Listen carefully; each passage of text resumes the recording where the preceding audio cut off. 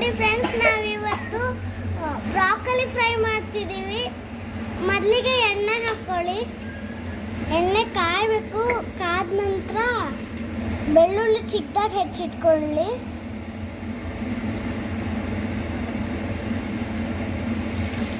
ಈಗ ಬೆಳ್ಳುಳ್ಳಿ ಹಾಕಿ ಅದರಲ್ಲಿ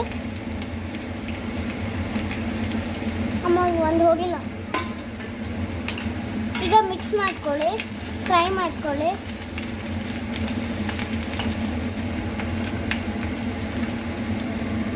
ಈಗ ಬ್ರಾಕೊಲಿ ಈ ಥರ ಹೆಚ್ಚಿಟ್ಕೊಳ್ಳಿ.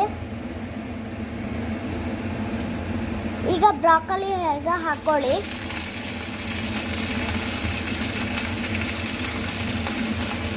ಕ್ಲೀನಾಗಿ ತೊಳೆದು ಹೆಚ್ಚಿಟ್ಕೊಂಡಿದ್ದೀವಿ, ಅದನ್ನೇ ಹಾಕ್ತಿದ್ದೀವಿ.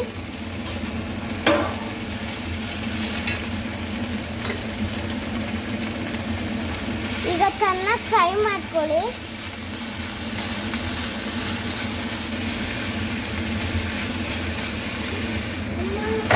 ರುಚಿಗೆ ತಕ್ಕಷ್ಟು ಫ್ರೈ ಮಾಡ್ಕೊಳಕ್ಕೆ ಉಪ್ಪು ಹಾಕೊಳ್ಳಿ. ನಿಮ್ಗೆ ಎಷ್ಟು ಬೇಕೋ ಅಷ್ಟು ಉಪ್ಪು ಹಾಕೊಳ್ಳಿ ರುಚಿಗೆ.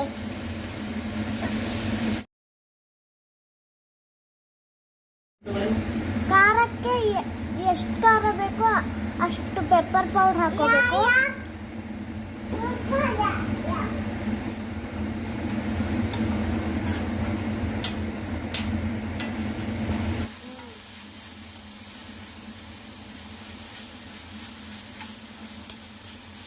ಈಗ ಬ್ರಾಕೊಲಿ ಪೆಪ್ಪರ್ ಫ್ರೈ ರೆಡಿ ಆಯಿತು. ಈ ರೆಸಿಪಿ ಇಷ್ಟ ಆಗಿದ್ರೆ ಶೇರ್ ಮಾಡಿ, ಸಬ್ಸ್ಕ್ರೈಬ್ ಮಾಡಿ. Thank you.